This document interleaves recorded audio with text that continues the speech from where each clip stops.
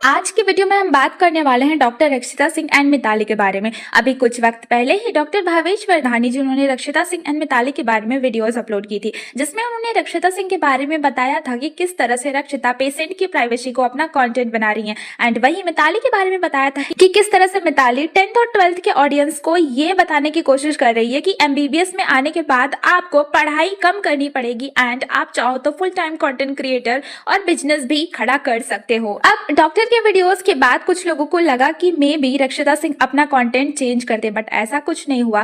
वो अभी भी अपना वही कंटेंट अपलोड कर रही है जो कंटेंट वो पहले अपलोड किया करती थी। तो अगर हम रक्षिता सिंह के कंटेंट के बारे में बात करें तो अभी रक्षिता सिंह एक इंटर्न है। इस केस को रक्षिता हैंडल करती है, उन केसेस के बारे में बताती है एंड समटाइम्स वो पेशेंट की वीडियोस भी शेयर कर देती है। अब इस पॉइंट तक तो सब कुछ ठीक है, नो प्रॉब्लम, बट रील्स में कहीं कहीं ऐसी चीजें वो दिखा देती है जिसे देखने पर यह लगता है कि क्या ऑपरेशन थिएटर में ये सब करना अलाउड है। वो अगर किसी को इंजेक्शन देती है, एनेस्थीसिया देती है, तो उसकी भी वीडियोस रिकॉर्ड करती है। अगर किसी पेशेंट को चोट आई है तो उसकी वीडियोस भी वो दिखाती है। एंड ज्यादातर टाइम्स ऑपरेशन थिएटर में जहाँ पे ऑपरेशन डॉक्टर्स कर रहे होते हैं, कहाँ उसे सीरियस होकर ध्यान देना चाहिए, क्योंकि हमें भी पता है कि ऑपरेशन थिएटर में एक पेशेंट के साथ क्या किया जाता है। वो पेशेंट के ऊपर कम ध्यान देकर अपने कंटेंट में ज्यादा ध्यान लगाती है एंड वो अपने आप को डिफेंड करने के लिए ये भी बोल सकती है कि वो पेशेंट के फेस को तो ब्लर कर देती है। बट सी, आप अगर हॉस्पिटल में हो तो ऑब्वियस सी बात है, चारों तरफ आपको पेशेंट ही दिखाई देंगे। अब उन पेशेंट के साथ उनके फैमिली मेंबर भी आए होंगे। इन दिस केस अगर आप किसी पेशेंट को एनेस्थीसिया दे रहे हो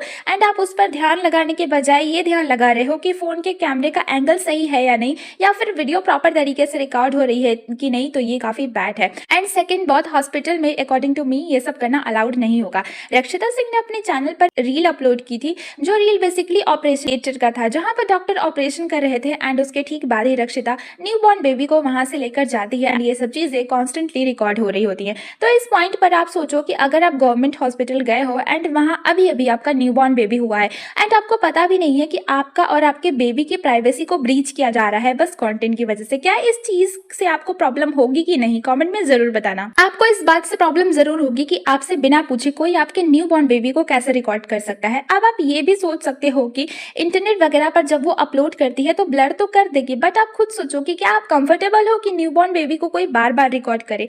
तो सोचो उन पेशेंट का क्या जिन्हें रक्षिता सिंह ट्रीट करती है। अब आप इस वीडियो को ही देख लो। अगर हम कोई भी वीडियो बनाते हैं ना, तो वो वीडियो प्रॉपर बन रही है कि नहीं, ऑब्वियस सी बात है, इसके लिए हमें बार बार कैमरा एंगल चेंज करना पड़ता है एंड एक प्रॉपर पोजीशन लेनी पड़ती है। अब अगर किसी पेशेंट को ऑपरेशन थिएटर में ले जाया जा रहा है बट इसके पहले उसे इंजेक्शन देना है, तो आप उस चीज को रिकॉर्ड कर रहे हो, तो इस चीज का चांसेस काफी बढ़ जाता है कि आप कुछ गलतियां कर सकते हो जिसकी वजह से पेशेंट को प्रॉब्लम हो सकती है। अब चलो, कुछ लोग ये बोल सकते हैं कि कुछ हॉस्पिटल में ये प्राइवेसी होगी कि हम रिकॉर्ड कर सकते हैं पेशेंट को एज अ एजुकेशनल कंटेंट के लिए, तो लोगों को पता भी तो चलना चाहिए कि उन्हें बार बार कॉन्स्टेंटली रिकॉर्ड किया जा रहा है एंड उनसे बिना पूछे। बट रक्षिता सिंह की रील्स एंड वीडियोस को देखकर नहीं लगता कि रक्षिता लोगों से पूछकर वीडियोस बनाती होगी कि क्या वो इन सब चीजों को रिकॉर्ड कर ले या फिर नहीं। अभी रिसेंट में ही एक केस हुआ था जहां पे कुछ नर्स अपने हॉस्पिटल में रील्स बना रही थी जिनके खिलाफ उनके लिए एक्शन लिया गया था।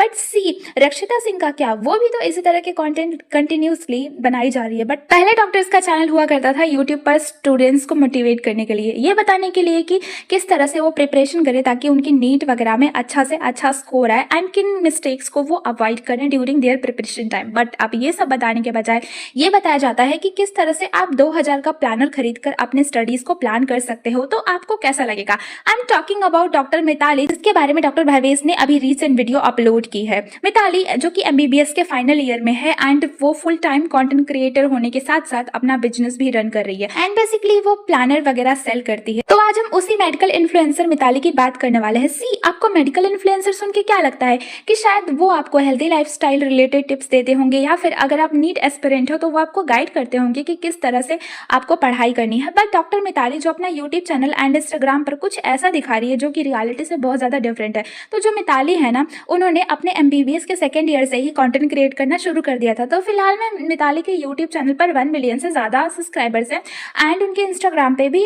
2 लाख से प्लस फॉलोवर्स हैं। हम पहले बात करेंगे कि जो मिताली का ब्रांड है इकामी, क्या वो सच में स्टूडेंट के लिए हेल्पफुल है या फिर बस एक स्कैम है। तो अगर हम मिताली के इस ब्रांड की बात करें ना, तो मिताली बेसिकली अपने वेबसाइट पर डायरी एंड प्लानर सेल करती है एंड इसका प्राइस काफी ज्यादा एक्सपेंसिव है। अगर हम बात करें इन वीकली प्लानर्स का, तो हम अगर पिंटरेस्ट वगैरह आजकल तो सभी चलाते हैं, तो उसे हम फ्री में भी जाके एक्सेस कर लेते हैं। अब जरा उन नीट एस्पिरेंट के बारे में सोचो जो already expensive coaching and school का फीस का भार उठा रहे हैं, तो क्या उनके लिए सही बन जाता है कि वो 2000 रुपीज का प्लानर खरीदे। अब मुझे कुछ लोग ये भी बोल सकते हैं कि उनका 2000 रुपए का प्लानर वही खरीदते होंगे जो कि बहुत ज्यादा अमीर होंगे एंड रिच होंगे। तो कोई भी बिजनेस मैन है या बिजनेस वूमेन है, उसे अपने ऑडियंस का मात्र 1 to 2% ही चाहिए होता है कि ताकि उसका जो प्रोडक्ट है वो बिके एंड 1 to 2% जनता ही उसे इतना प्रॉफिट दे देती है कि उसे उसके पूरे ऑडियंस की जरूरत भी नहीं पड़ती है। अब मैं आपको एक छोटा सा कैलकुलेशन करके बताती हूँ। अभी फिलहाल मिताली के यूट्यूब पे 11 लाख फॉलोवर्स है and according to the Mitali 1 से 2% जनता मिताली का जो प्लानर है वो खरीद चुकी है। तो अगर हम 11 लाख का 2% निकाले तो 22,000 रुपए होता है एंड 22,000 को अगर हम 2000 के प्लानर से मल्टीप्लाई करें, हमारा होता है 4 करोड़ 40 लाख रुपए। अब आपको समझ में आ रहा होगा कि मिताली क्यों चाहती है कि आप 2000 रुपए का ही प्लानर खरीदो आपके स्टडीज के प्लान के लिए, रादर देन कि आप बाजार से जाके 100 रुपए की एक नोटबुक लेके। बट द क्वेश्चन इज कि क्या सच में हमें पढ़ाई करने के लिए, डिसिप्लिन रहने के लिए 2000 रुपए के प्लानर की जरूरत है? तो आंसर इज नो। अगर आपको डिसिप्लिन रहना है, अगर आपको पढ़ाई करनी है ना, तो आप अपने आप को डिसिप्लिन में ला के पढ़ाई कर सकते हो। बट अगर आपको पढ़ाई नहीं करनी है ना, तो आप 2 लाख रुपए का नहीं, अगर आप 2 लाख रुपए का भी, आप 2000 का नहीं, आप 2 लाख रुपए का भी प्लानर खरीद लोगे ना, फिर भी आप पढ़ाई नहीं कर पाओगे। अब देखो, मिताली के पास तो काफी ज्यादा नंबर ऑफ फॉलोवर्स है, तो वो अपने फॉलोवर्स का सही तरह से इस्तेमाल कर रही है अपने बिजनेस में एंड ये चीज आपको जितनी जल्दी समझ में आ जाए उतना बेटर है। चाहे मिताली, चाहे रक्षिता सिंह, इवन चाहे आहाना विश्वास, ये लोग अपने कंटेंट को इस तरह से दिखाती हैं कि ये लोगों को मोटिवेट करती हैं। बट ये लोगों को मोटिवेट तो करती ही हैं, बट यही सब चीजें दिखा के ये पैसा कमाती हैं एंड जो 10th और 12th क्लास के बच्चे हैं उनको कहीं ना कहीं लगता है कि अच्छा, हम भी कॉलेज जाएंगे तो हमारी भी ऐसी लाइफ होगी, हम भी रील्स बनाएंगे,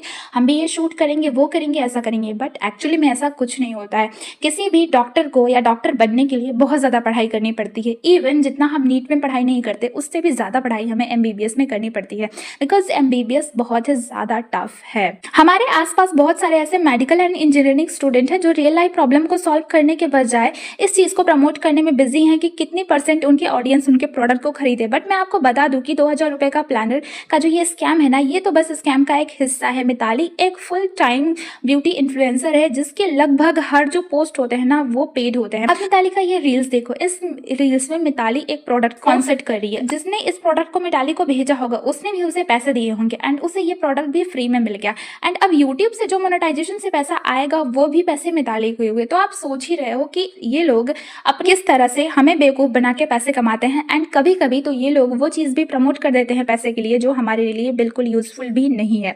so that's it for today's video. बाकी मुझे कमेंट में बताना कि आपको वीडियोस कैसी लगी एंड आपको वीडियोस अगर 1% भी इन्फॉर्मेटिव लगी हो तो प्लीज चैनल को सब्सक्राइब किए बिना मत जाना, क्योंकि आपका एक सब्सक्राइब हमें बहुत हेल्प करता है।